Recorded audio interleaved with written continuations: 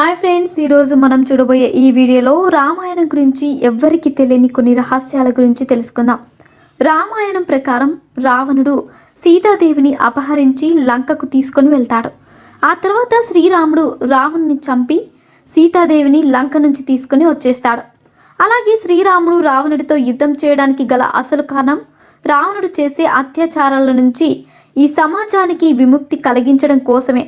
శ్రీ మహావిష్ణువు శ్రీరాముడి అవతారంలో ఈ భూలోకంలో జన్మించాడు. అలాగే రావణుడు సీతాదేవిని అపహరించి లంకకు తీసుకెళ్లినప్పటికీ ఆమెపై ఎప్పుడు ఎటువంటి అత్యాచారం చేయలేదు. ఎందుకంటే రావణుడికి ఒక శాపం ఉంది. అలాగే రావణుడు సీతాదేవిని అపహరించి లంకకు తీసుకెళ్లినప్పటికీ ఆమెపై ఎప్పుడు ఎటువంటి అత్యాచారం చేయలేదు. ఎందుకంటే రావణుడికి ఒక శాపం ఉంది. ఆ శాపం కారణంగానే ఆ శాపం ఏమిటంటే రావణుడు ఒకసారి స్వర్గలోకం వెళ్ళినప్పుడు అక్కడ ఉన్న అప్సరసైన రంభను చూసి ఇష్టపడ్డాడు. అలాగే రంభను ఎలా అయినా సొంతం చేసుకోవాలని ఆమెను బలవంతం చేస్తాడు. కానీ రంభ రావణాసురుడి సోదరుడైన నల కుబేరుని భార్య. అతనికి వరుసకు వదిన అవుతుంది. ఈ విషయం తెలిసి కూడా రావణుడు రంభను బలవంతం చేస్తాడు.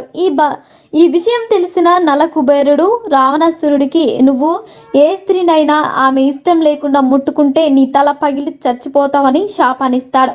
దీని కారణంగానే రావణుడు సీతాదేవిని అపహరించినప్పటికీ ఆమెను ముట్టుకోకుండా ఉండిపోయాడు.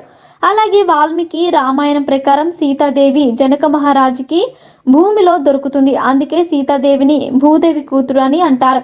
కానీ జైన రామాయణం ప్రకారం సీతాదేవి రావణుడి కూతుడిగా చెప్పబడింది. ఎందుకంటే ఒకసారి రావణుడు బ్రహ్మదేవుడికి ఘోర తపస్సు చేస్తాడు. అతడి తపస్సుకి మెచ్చిన బ్రహ్మదేవుడు ఏం వరం కావాలో కోరుకోమని రావణుడికి చెబుతాడు. అప్పుడు రావణుడు అతనికి ఎవరి కారణంగా మృత్యువు రాకూడదని వరం కోరుకుంటాడు. అప్పుడు బ్రహ్మదేవుడు రావణాసురుడితో, నువ్వు నీ కడుపును పుట్టిన కూతురుని బలవంతం చేయాలని అనుకున్నప్పుడు ఆమె కారణంగానే నీ అంతం ఉంటుందని అతనితో చెప్పి బ్రహ్మదేవుడు అక్కడి నుంచి వెళ్ళిపోతాడు.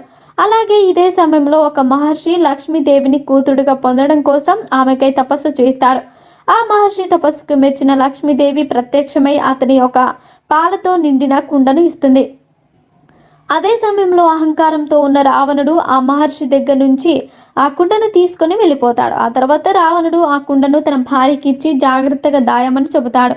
కానీ మండోదరి ఆ కుండలో ఉన్న పాలను రావణుడికి తెలియకుండా తాగేస్తుంది. ఆ విధంగా మండోదరి గర్భవతి అవుతుంది. కానీ మండోదరి ఈ విషయం రావణుడికి చెప్పకుండా దాస్తుంది. ఆ తర్వాత కొన్ని రోజులకి బిడ్డ పుట్టిన తర్వాత ఆ బిడ్డను భూమిలో దాస్తుంది. ఆ బిడ్డ జనక మహారాజు భూమి దున్నుతుండగా అతనికి దొరుకుతుంది. ఆమె మరి ఎవరో కాదు, సీతాదేవి. ఈ విధంగా సీతాదేవి రావణుడికి కుమార్తె అవుతుంది. మనకు తెలిసిన కొన్ని పురాణాల కథల ప్రకారం హనుమంతుడు బ్రహ్మచారిని అంటారు. కానీ ఒక పురాణం ప్రకారం హనుమంతుడు ఒకసారి 9 వేద విద్యలను నేర్చుకోవాలని అనుకుంటాడు. కానీ ఆ విద్యలను నేర్చుకోవాలంటే తప్పనిసరిగా పెళ్లి చేసుకోవాలి. అందుకే హనుమంతుడు సూర్యదేవుడు సలహా మేరకు అతని కుమార్తెను వివాహం చేసుకుంటాడు. కానీ పెళ్లి చేసుకున్న హనుమంతుడు మాత్రం బ్రహ్మచారిగా తన నియమాలను పాటించేవాడు. అంతేకాకుండా శ్రీరాముడు హనుమంతుడికి కలియుగం అంతం వరకు చిరంజీవిగా ఉండమని వరాన్ని ఇచ్చాడు.